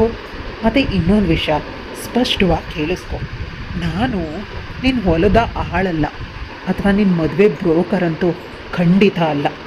ನಿನ್ನ ಆ ನಂದಿನಿ ಲವ್ವು, ನಿನ್ನ ಮದುವೆ ಕತೆ ಏನಿದ್ರು ಅದನ್ನು ನೀನೇ ಹೋಗ ಪಾರ್ವತಿ ಹತ್ರ ನೇರವಾಗಿ ಮಾತಾಡ್ಕೊ. ನನ್ನನ್ನು ನಿನ್ನ ದಳ್ಳಾಳಿ ಕೆಲಸ ಕೇಳಿಯೋಕೆ ಬರಬೇಡ. ಎದಳು, ನಡಿ ಆಚೆ. ಇನ್ನು ಮುಂದೆ ನನ್ನ ಮನೆ ಕಟ್ಟೆ ಹತ್ತಿದ್ರೆ ನಿನ್ನ ಕಾಲು ಮುರಿತೀನಿ ಹುಷಾರ್ ಅಂತ ಕಮರ್ಷಿಯಲ್ ಸಿನಿಮಾದ ಹೀರೋಯಿನ್ ಥರ ಸ್ಟ್ರಾಂಗಾಗಿ ಡೈಲಾಗ್ ಹೊಡೆದೆ. ಅವನನ್ನು ಕ್ಷಣವೇ ಜಗಲಿಯಿಂದ ಆಚೆ ಕಳಿಸ್ದೆ. ನನ್ನ ಉಗ್ರಾವತಾರ ಮತ್ತು ಖಡಕ್ ಮಾತು ನೋಡಿ ಆ ಟೈಮ್ ಪಾಸ್ ಹುಡುಗ ಶಂಕರ ಅಕ್ಷರ ಸಹ ಬೆಚ್ಚಿ ಬಿದ್ದ. ಬಾಲ ಮುದ್ರಕೊಂಡು ನಾಯಿಯಾಗೆ ಅಲ್ಲಿಂದ ಸೈಲೆಂಟಾಗಿ ಜಾರ್ಕೊಂಡ. ಅದ ಅಲ್ಲಿಂದ ಹೋದ ತಕ್ಷಣ ನಾನು ನೇರವಾಗಿ ಮನೆ ಒಳಗಡೆ ಹೋಗಿ ಕನ್ನಡಿ ಮುಂದೆ ನಿಂತೆ. ನನ್ನ ಮುಖಕ್ಕೆ ಬೆಳೆದಿದ್ದ ಆ ದಪ್ಪನೆ ಪೌಡರ್ ನೀರು ಹಾಕಿ ಸಂಪೂರ್ಣವಾಗಿ ತೊಳ್ಕೊಂಡೆ. ಆ ನಕಲಿ ಸಿಂಗಾರನ ಅಳಿಸಿದ ಮೇಲೆ ಕನ್ನಡಿಯಲ್ಲಿದ್ದ ನನ್ನ ನೈಜ ಮುಖ, ಆ ಮಣ್ಣಿನ ಮಗಳ ಮುಖ ನಂಗೆ ಬಹಳ ಸುಂದರವಾಗಿ ಅತ್ಯಂತ ಪ್ರಾಮಾಣಿಕವಾಗಿ ಕಾಣಿಸ್ತು. ಮಾರನೇ ದಿನ ಬೆಳಗ್ಗೆ ಎದ್ದಿದ ತಕ್ಷಣ ನನ್ನ ಹಳೆಯ ಆರಾಮದಾಯಕವಾದ ಹತ್ತಿ ಸೀರೆನ ಉಟ್ಕೊಂಡು ಮುಖಕ್ಕೆ ಸ್ವಲ್ಪನೂ ಪೌಡರ್ ಹಚ್ಚಿದೆ. ಹಣೆಗೆ ಒಂದು ದೊಡ್ಡ ಕುಂಕುಮ ಇಟ್ಕೊಂಡು ನನ್ನ ಅಸಲಿ ಹಳ್ಳಿ ಹೆಂಗಸಿನ ಗತ್ತಿಯಲ್ಲಿ ಗುದ್ಲಿ ಹಿಡ್ಕೊಂಡು ನೇರವಾಗಿ ಹೊಲಕ್ಕೆ ಹೋದೆ. ಹೊಲದಲ್ಲಿ ಕೆಲಸ ಮಾಡ್ತಿದ್ದ ಮೈಲಾರಜ್ಜ ಹತ್ತಿರ ಹೋಗಿ ಅತ್ಯಂತ ಉತ್ಸಾಹದಿಂದ ಮತ್ತು ಗಟ್ಟಿ ಧ್ವನಿಯಲ್ಲಿ ಹೇಳಿದೆ, ಅಜ್ಜ, ಆ ಹಳೇದೆಲ್ಲ ಬಿಸಾಕಿದ್ದೀನಿ. ಇನ್ನು ಮುಂದೆ ಈ ಹೊಲ, ಈ ಮಣ್ಣು ಮಾತ್ರ ನನ್ನ ಲೈಫ್. ನಾಳೆಯಿಂದ ಪೇಟೆಯಿಂದ ಹೊಸ ಗೊಬ್ಬರ ತರಿಸು. ಈ ಸಾರಿ ಹೊಲದಲ್ಲಿ ಭಾರಿ ಬೆಳೆ ತೆಗಿಬೇಕು, ಸರಿಯಾಗಿ ಕಷ್ಟಪಟ್ಟು ದುಡಿಯೋಣ ಅಂದೆ. ಮೈಲಾರಜ್ಜನ ಮುಖದಲ್ಲಿ ಮೇಲಿನಿಂದ ಕೆಳಗಿನವರೆಗೆ ನೋಡಿ ನನ್ನ ಮುಖದಲ್ಲಿ ಮಾಯ ಆಗಿದ್ದ ಆ ಪೌಡರ್ ಮತ್ತು ಆ ನಕಲಿ ನಗುನ ಗಮನಿಸಿ ಮುಖ ಪೂರ್ತಿ ಅರಳಿಸಿ ನಕ್ಕ. ಹಾಗೆ ಬಾರಮ್ಮ ದಾರಿಗೆ, ಆ ದೇವರು ಕೊಟ್ಟ ಈ ಮಣ್ಣಿನ ಬದುಕು ಬಿಟ್ಟು ಆ ಪೇಟೆ ಹುಡುಗರ ಜೊತೆ ದಡ್ಡಿ ಆಗಬೇಡ ಅಂತ ನಾನು ಅವತ್ತೇ ಹೇಳಿಲ್ವಾ? ಈಗ ನೀನು ಕಣ್ಣಿಗೆ ಅಸಲಿ ಬೆಳಕು ಬಿದ್ದಿದೆ, ಇನ್ನು ಮುಂದೆ ನಿನ್ನನ್ನು ಯಾರೂ ಸೋಲ್ಸೋಕ್ಕಾಗಲ್ಲ ಅಂತ ಬೆಂತಾಡ್ತ. ನಾನು ಕಳ್ಕೊಂಡಿದ್ದ ನನ್ನ ನೆಮ್ಮದಿ, ನನ್ನ ವಾಸ್ತವದ ಬದುಕು ನನ್ನ ಸಂಪೂರ್ಣವಾಗಿ ಖುಷಿಯಿಂದ ವಾಪಸ್ ಸಿಕ್ಕಿತ್ತು. ಫ್ರೆಂಡ್ಸ್, ಈ ಕಥೆಯಿಂದ ನಮಗೆ ಏನು ತಿಳಿಯುತ್ತೆ? ನಮ್ಮ ಬದುಕಲ್ಲಿ ಎದುರಾಗೋ ಒಂಟಿತನ ಮತ್ತು ಪ್ರೀತಿಯ ಕೊರತೆ ಮನುಷ್ಯನನ್ನು ಎಂಥ ಕಾಮಿಡಿ ಹಾಗೂ ಮುಜುಗರದ ಭ್ರಮೆಗೆ ತಳ್ಳಿಬಿಡುತ್ತೆ ಅನ್ನೋದು ಈಗಿನ ಪ್ರಸ್ತುತ ಕಾಲಘಟ್ಟದಲ್ಲಿ ಇಂತಹ ಸನ್ನಿವೇಶಗಳು ಹಳ್ಳಿ ಮತ್ತು ಪಟ್ಟಣಗಳಲ್ಲಿ ಬಹಳ ಸಾಮಾನ್ಯವಾಗಿ ನಡೆಯುತ್ತೆ. ಗಂಡನನ್ನು ಕಳ್ಕೊಂಡ ಅಥವಾ ಒಂಟಿಯಾಗಿ ಬದುಕ್ತಾ ಇರೋ ಮಹಿಳೆಯರು ಸಮಾಜದ ಕಟ್ಟುಪಾಡುಗಳ ನಡುವೆ ತಮ್ಮ ಆಸೆಗಳನ್ನು, ಹೆಣ್ತನವನ್ನು ಅದುಮಿಟ್ಕೊಂಡಿರ್ತಾರೆ. ಸೂಕ್ಷ್ಮ ಸಮಯದಲ್ಲಿ ಯಾರಾದರೂ ಯುವಕರು ಅಥವಾ ಅಪರಿಚಿತರು ಕೇವಲ ತಮ್ಮ ಸಮಯ ಕಳೆಯೋದಕ್ಕೆ ಅಥವಾ ಬೇರೆ ಯಾವುದೋ ಸ್ವಾರ್ಥಕ್ಕಾಗಿ ಎರಡು ಕಾಳಜಿ ಮಾತುಗಳನ್ನು ಆಡಿಬಿಟ್ರೆ ಅದನ್ನೇ ಅಪ್ಪಟ ಪ್ರೀತಿ, ರೊಮ್ಯಾನ್ಸ್ ಅಂತ ಮುಗ್ಧತೆಯಿಂದ ತಪ್ಪಾಗಿ ತಿಳ್ಕೊಂಡು ಬಿಡ್ತಾರೆ. ತಮ್ಮ ವಯಸ್ಸು, ಕಟು ವಾಸ್ತವ ಮತ್ತು ಸಮಾಜದ ಸ್ಥಿತಿಗತಿಗಳನ್ನು ಸಂಪೂರ್ಣವಾಗಿ ಮರೆತು ವಯಸ್ಸಿಗೆ ಮೀರಿದ ಆಕರ್ಷಣೆಗೆ ಬಲಿಯಾಗೋಗ್ತಾರೆ. ಕಥೆಯಲ್ಲಿ ಕಾಮಾಕ್ಷಿ 40 ವರ್ಷದವಳಾಗಿದ್ದರೂ ಮಗನ ವಯಸ್ಸಿನ ಯುವಕನ ಸಾಧಾರಣ ಕಾಳಜಿಯನ್ನು, ಟೈಮ್ ಪಾಸ್ ಮಾತುಗಳನ್ನು ಪ್ರೀತಿ ಅಂತ ನಂಬಿ ಮೇಕಪ್ ಮಾಡಿಕೊಂಡು ಇಲ್ಲ ಸಲ್ಲದ ಮತ್ಸರದಿಂದ ಹೊಟ್ಟೆ ಕಿಚ್ಚುಪಟ್ಕೊಂಡು ಕೊನೆಗೊಂದು ದೊಡ್ಡಮ್ಮ ಅಂತ ಕರೆಸ್ಕೊಂಡು ತೀವ್ರ ಮುಖಭಂಗ ಅನುಭವಿಸಿದ್ಲು. ಇಂದಿನ ಸಮಾಜದಲ್ಲಿ ಅನೇಕ ಯುವಕರು ಅಥವಾ ವ್ಯಕ್ತಿಗಳು ಕೇವಲ ತಮ್ಮ ಕೆಲಸ ಸಾಧಿಸ್ಕೊಳ್ಳೋದಕ್ಕೆ, ಹಣಕ್ಕಾಗಿ ಅಥವಾ ಉಚಿತ ಸೇವೆ ಪಡೆಯೋದಕ್ಕಾಗಿ ಒಂಟಿ ಮಹಿಳೆಯರ ಜೊತೆ ನೇರವಾಗಿ ಮಾತಾಡ್ತಾರೆ. ಆ ನಯವಾದ ಮಾತುಗಳ ಹಿಂದೆ ಯಾವ ದೈಹಿಕ ಆಕರ್ಷಣೆಯೂ ಇರೋದಿಲ್ಲ ಅನ್ನೋ ವಾಸ್ತವ ನಮಗೆ ತಿಳಿದಿರಬೇಕು. ನಮ್ಮ ಒಂಟಿತನವನ್ನು ನಮ್ಮ ದಿನನಿತ್ಯದ ಕೆಲಸ, ನಮ್ಮ ಗುರಿ ಅಥವಾ ನಮಗಿಷ್ಟವಾದ ಹವ್ಯಾಸಗಳಲ್ಲಿ ಕಳಿಬೇಕೇ ವಿನಃ ಸುಳ್ಳು ಆಕರ್ಷಣೆಗಳ ಹಿಂದೆ ಬಿದ್ದು ನಗೆ ಪಾಟಲಿಗೀಡಾಗಬಾರ್ದು. ನೀತಿ ಒಂದೇ, ನೆಪವಾಗಿಸ್ಕೊಂಡು ವಾಸ್ತವವನ್ನು ಮರೆತು ವಯಸ್ಸಿಗೆ ಮೀರಿದ ಕ್ಷಣಿಕ ಆಕರ್ಷಣೆ ಮತ್ತು ವ್ಯಾಮೋಹಕ್ಕೆ ಬಲಿಯಾದರೆ ಸಮಾಜದ ಮುಂದೆ ಹಾಸ್ಯಾಸ್ಪದವಾಗಿ ಮರ್ಯಾದೆ ಕಳ್ಕೋಬೇಕಾಗತ್ತೆ. ಕತೆ ಹೇಗಿತ್ತು ಗಾಯ್ಸ್? ಇಷ್ಟ ಆಯಿತಾ? ಇಷ್ಟ ಆಗಿದ್ರೆ ಲೈಕ್, ಶೇರ್, ಕಮೆಂಟ್ ಮಾಡೋದನ್ನು ಮರಿಬೇಡಿ. ಇಂತಹ ಇನ್ನಷ್ಟು ಇಂಟ್ರೆಸ್ಟಿಂಗ್ ಕತೆಗಳಿಗಾಗಿ ನನ್ನ ಚಾನಲ್ನ ಸಬ್ಸ್ಕ್ರೈಬ್ ಮಾಡ್ಕೊಳ್ಳಿ.